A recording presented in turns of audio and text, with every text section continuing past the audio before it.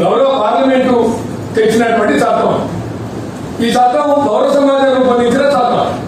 ఇది ఎవరో కొంతమంది ఊహాజనితంగా ఊహించుకొని తయారు చేసిన చట్టం కూడా కాదు. ఈ సివిల్ సొసైటీ అనేక అనుభవాల నుంచి, అనేక ఉద్యమాల నుంచి, అనేక ఆందోళనల నుంచి, ఇది పౌర సమాజం నుంచి వచ్చినటువంటి ఒక అభిప్రాయం అనుకోండి, డిమాండ్ అనుకోండి, విజ్ఞప్తి అనుకోండి, దాని నుంచి వచ్చినటువంటి చట్టం చాలా సింప్లిఫై చేసినటువంటి చట్టం.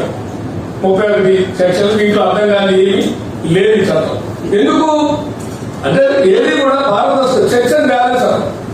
పారదర్శకమైనటువంటి పాలన, అకౌంటబిలిటీ ప్రతి ఉద్యోగి ఉండాలి అనే ఉద్దేశంతో, ప్రభుత్వ యంత్రాంగానికి ఉండాలనే ఉద్దేశంతో పౌర సమాజం మీరుకి ఒక ఆయుధం ఇచ్చారు. ఎందుకంటే మనకు కూడా సెక్షన్ బ్యాలెన్స్ ఉంటే సమాజంలో మనం అంటుంటాం by the people, for the people, to the people, Indian democracy the great democracy in the world అని చెప్పుకున్నాం. ఎందుకు? నిజానికి కూడా 136 దేశాల పైన ప్రపంచంలో ఆర్టీఐ యాక్ట్ అమలు. కానీ మన ఆర్టీఐ యాక్ట్ 8వ స్థానంలో. ఎందుకంటే అంత పకడ్బందీగా ఈ చట్టాన్ని మనం రూపొందించాం. ఇది మనకి చాలా గ్రేట్ఫుల్. ఆ రకమైనటువంటి చట్టాన్ని మనం అమలు చేసే విషయంలో, ఎగ్జిక్యూట్ చేసే విషయంలో కొద్దిగా మనం శశవిషయాలు, లేని అనుమానాలు, అపోహలతో మనం అనవసరమైనటువంటి కాలయాపన చేస్తున్నాం.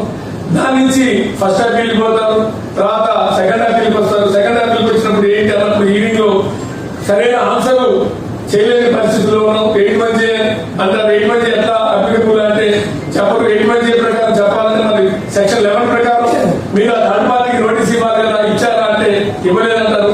ఇవ్వకుండా మీరు ఎట్లా 8 అని నిర్ణయం తీసుకున్నారంటే చెప్పలేరు. 6 కింద 6 కింద ట్రాన్స్ఫర్ చేయరు. ట్రాన్స్ఫర్ చేయకుండా ఈవినింగ్ వచ్చినప్పుడు ఏం చెప్తున్నారు? ఇది మా దగ్గర లేదు సమాచారం. ఎవరి దగ్గర ఉంది? 6 కింద ట్రాన్స్ఫర్ చేసావా? చేసినట్టుగా అప్లైంట్ కి మీరు ఇన్ఫర్మేషన్ అని ఆ ఆఫీస్ కి పంపరు. చివరి మూమెంట్ ఈవినింగ్ వచ్చినప్పుడు ఏం చేస్తున్నారు? అడావిడిగా 6 కింద 60,000 మందికి ట్రాన్స్ఫర్ చేస్తున్నారు. ఇందాక మేడం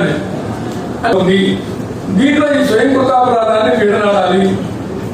ఇది మన కనుక విడనాడితే ఇప్పుడు మేము కొన్ని కేసులు గౌరవ పార్లమెంటు తెచ్చినటువంటి చట్టం.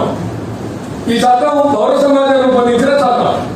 ఇది ఎవరో కొంతమంది ఊహాజనితంగా ఊహించుకొని తయారు చేసిన చట్టం కూడా కాదు. ఈ సివిల్ సొసైటీ అనేక అనుభవాల నుంచి, అనేక ఉద్యమాల నుంచి, అనేక ఆందోళనల నుంచి, ఇది పౌర సమాజం నుంచి వచ్చినటువంటి ఒక అభిప్రాయం అనుకోండి, డిమాండ్ అనుకోండి, విజ్ఞప్తి అనుకోండి, దాని నుంచి వచ్చినటువంటి చట్టం చాలా సింప్లిఫై చేసినటువంటి చట్టం.